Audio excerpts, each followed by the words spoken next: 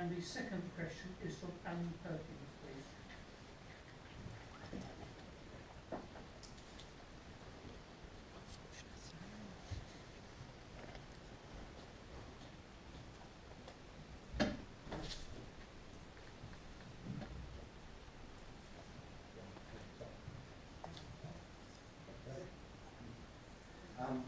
Thank you.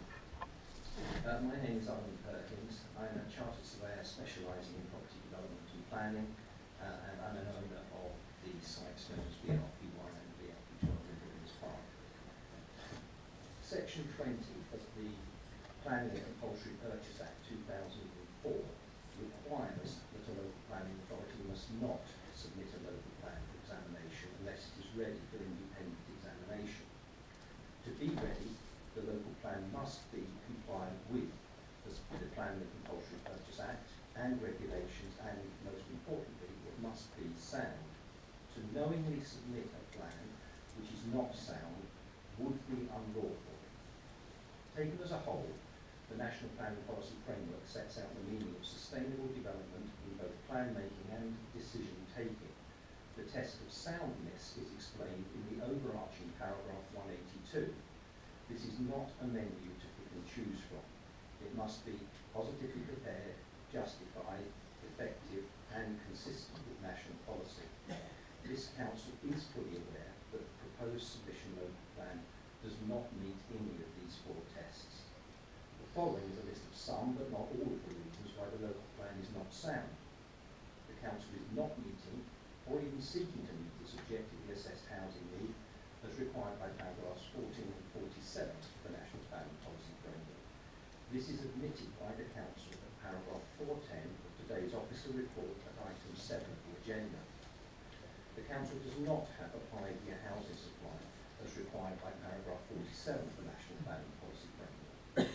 The Council does not have any flexibility in its housing supply as required by paragraph 14 of the National Planning Policy Framework.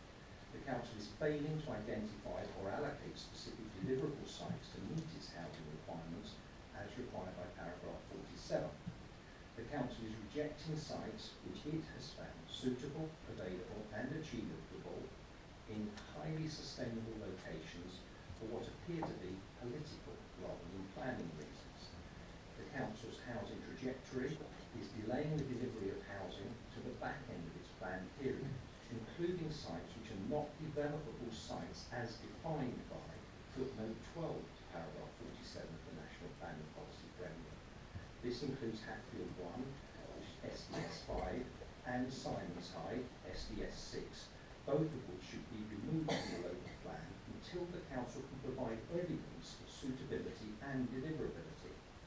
The Council is seeking to use a perceived lack of primary school capacity in the large excluded villages, particularly Woodlands Park and Welwyn Green, as a reason for not allocating sites which it has found suitable, available and achievable in the most sustainable locations in the borough.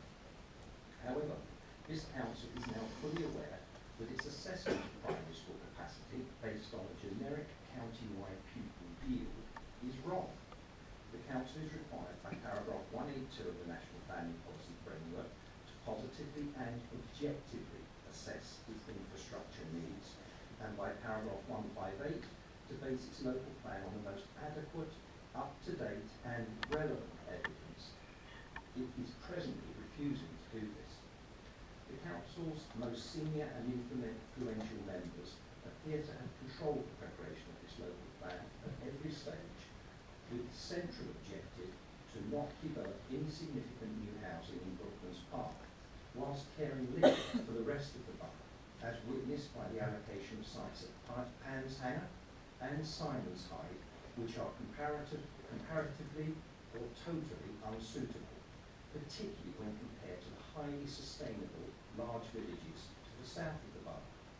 The Good Councillor's Guide, Code of Conduct, says in section 5, you should act objectively, impartially, fairly, on merit, and represent the whole community, not just those in your own ward.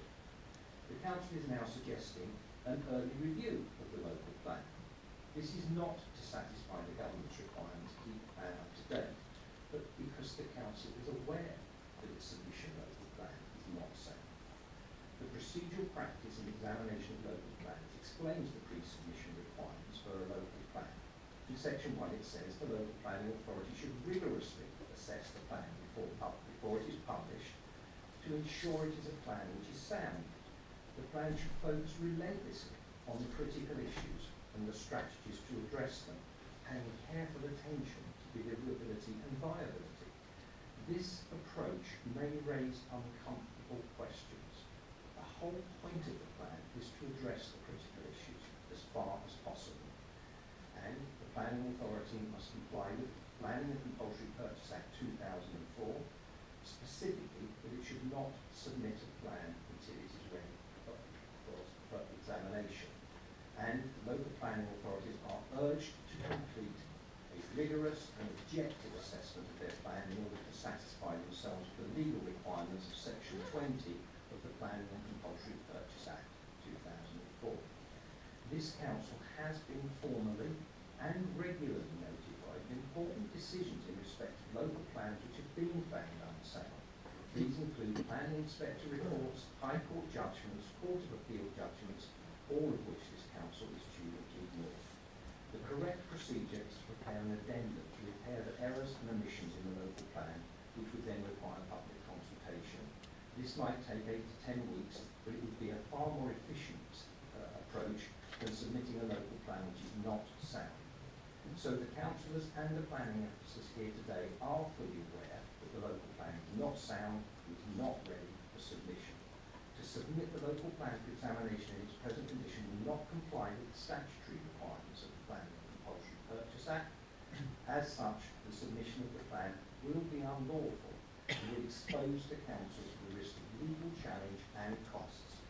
It is important for members to recognise that the decision to submit the local plan is not a discretionary decision. It is a statutory decision.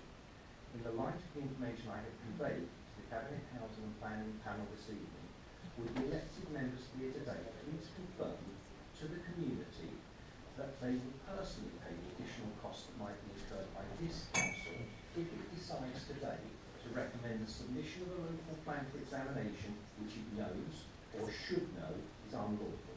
Thank you. Thank you. I'll answer your question, which was in your last paragraph. The officer's report considers each of the tests of soundness in turn and considers that the local plan is capable of being found sound in its current form. This is a matter that members are being asked to consider tonight, and ultimately this is a question which should be addressed by the inspector.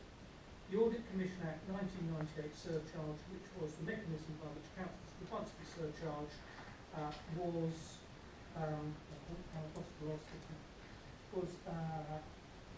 to recover public money, was repealed by section 19 of the Local Government Act 2000. Right, we have